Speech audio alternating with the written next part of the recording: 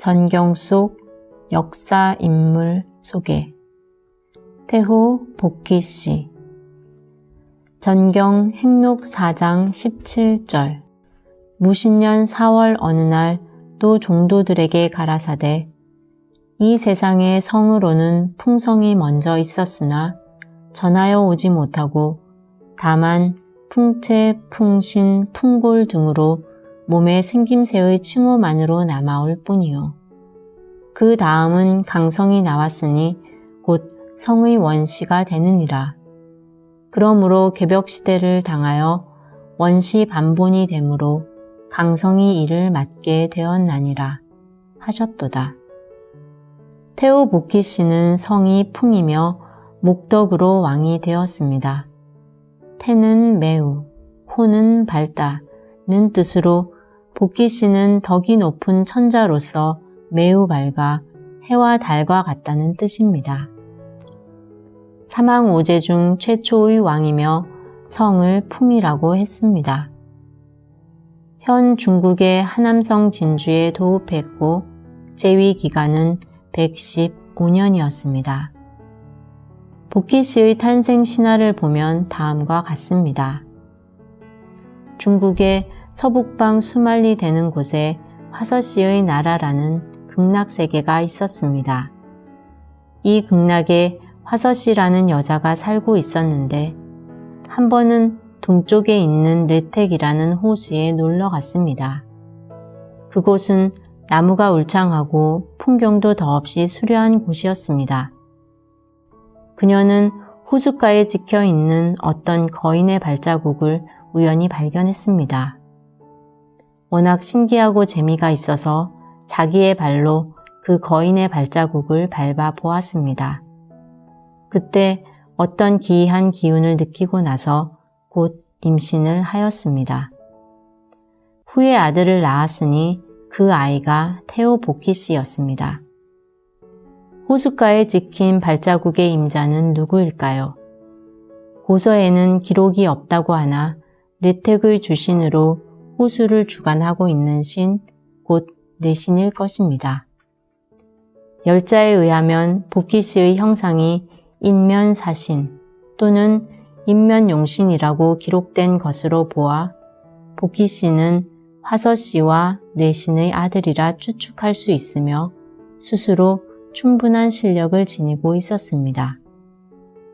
그는 결승 문자를 만들어 약속을 정하는 방법을 가르쳤고 혼인법을 정하여 여피, 즉 한 쌍의 가죽으로 납치하는 것을 예로 삼게 하였습니다.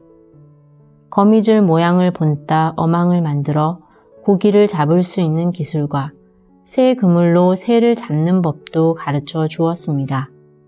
얼룩이 있는 소, 양, 돼지를 희생으로 길러서 포주에서 요리하여 상제와 천지신명 그리고 조상에게 제사를 지냈습니다.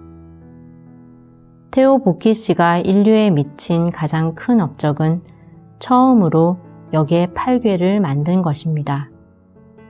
어느 날 황하를 건너고자 했던 복희씨 일행은 커다란 청룡을 만나 무사히 황하를 건너게 되었습니다.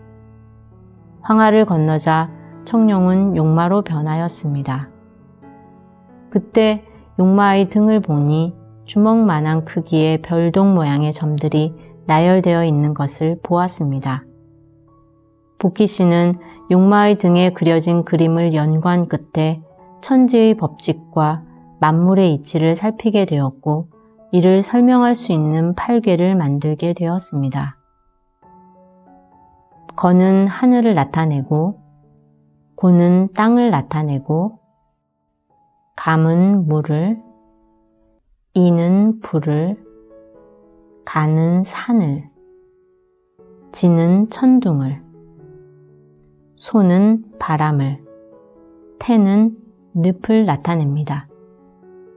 이와 같이 8궤를 가지고 일상생활에서 발생하는 일들을 그들은 기록할 수 있었습니다. 이렇게 인류 문명은 태호 복희씨로부터 시작되었습니다.